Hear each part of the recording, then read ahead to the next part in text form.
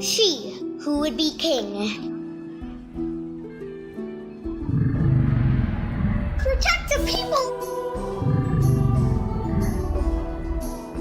I fear you not. Where? That's dark magic! You don't have to be afraid anymore.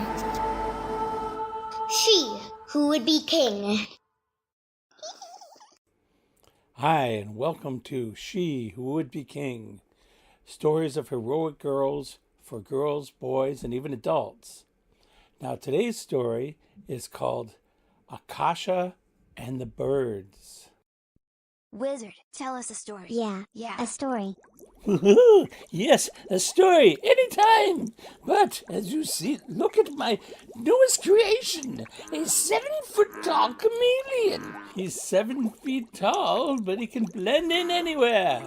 Now, I have to get him put away before I can tell the story, but so just a minute. Okay, you pesky, you get in there. Now, sit down and I will tell you a story as it was told to me many years ago. It is a story about growing up and magical experiences. Are you ready? Yeah. The girl sat down quietly while Wizard told the story of Akasha and the Birds. Once in a little village high on the side of a mountain, there was a little girl named Akasha. Hi, nice to meet you.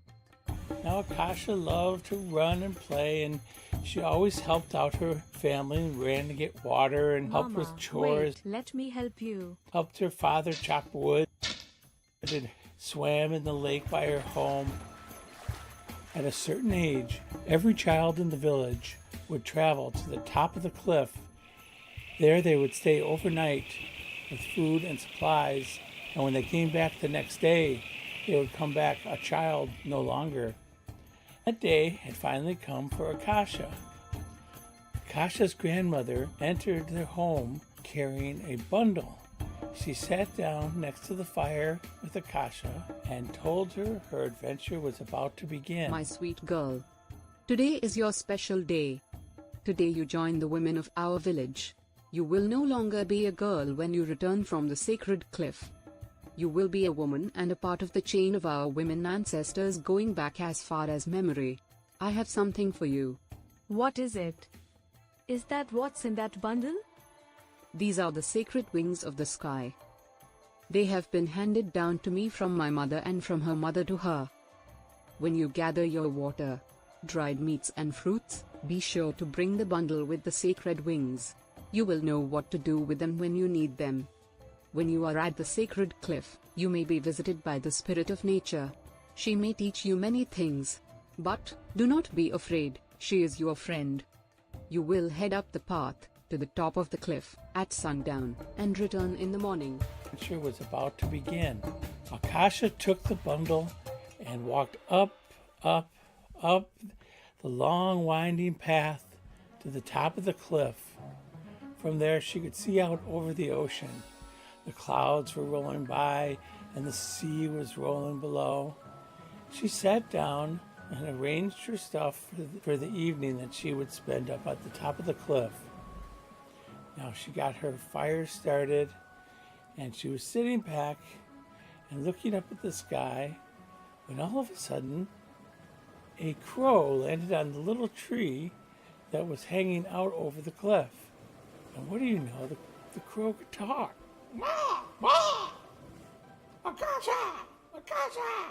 Akasha could swear the crow was saying Akasha. It couldn't be. Akasha!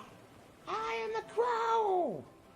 And I've come to teach you about the power of dreams! Never give up your dreams, Akasha!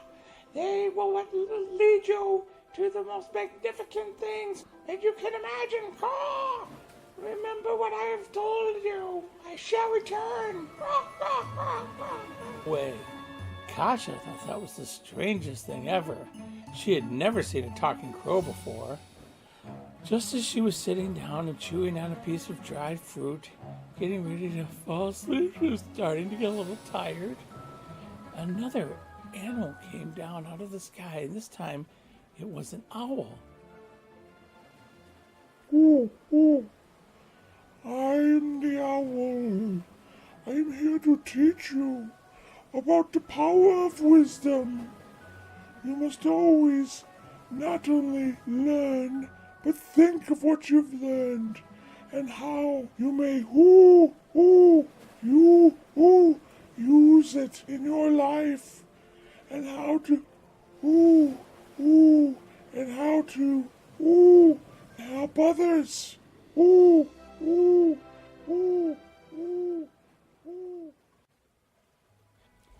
Akasha couldn't believe it. Birds that talk? Now, she ate some of the dried fruit that her grandmother had packed for her, took out a small pillow out of her bag, and was just getting ready for sleep when she heard the flutter of wings. She looked up. It was a hawk. And the hawk looked down at her and didn't say anything right away. And Akasha thought, oh my gosh, I'm so glad finally a bird that acts like a bird. But no, the hawk said, "The hawk! You must always be brave, Akasha! For you are strong, Akasha! You are powerful! Do not fear! You have strength within you to overcome anything! Be strong and adventurous!" And then the hawk flew away. The next morning, Akasha got up. She unrolled the bundle her grandmother had given her, and they were 2 wings made from the feathers of crows and hawks and owls. They're so beautiful. And they were beautifully assembled into large wings you could put your arms into. If I put these on, I can imagine what it's like to fly. Akasha slid her one arm in, then her other. She looked up, and what do you know, down from the sky, there were all these crows and owls and hawks. And they came down and swooped down, and they picked her up, and they carried her out in the sky with them. I can't believe it. I'm flying. The birds held her up in the sky and did a circle down by the sea, then up into the sky, and then back to the cliff again. Gently set Akasha down on the ground, and then all flew away. Amazing. Akasha gathered her breath. She was so startled, but it was so exciting. She gathered up the sacred wings her grandmother had given her and carefully wrapped them back up in the cloth. She tucked them under her arm, ran down the path towards the village. A woman now, no longer a girl, she had learned about wisdom and bravery and following your dreams. The end. I love that one. Yeah.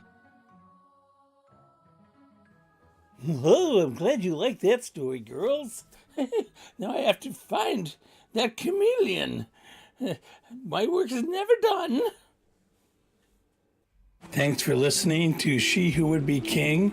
I'm Michael Casey. If you like this podcast and you want to see it continue, please share it on social media, Twitter, Facebook, and the next one will be coming out very shortly. As always, we hope you enjoyed it. Bye-bye. She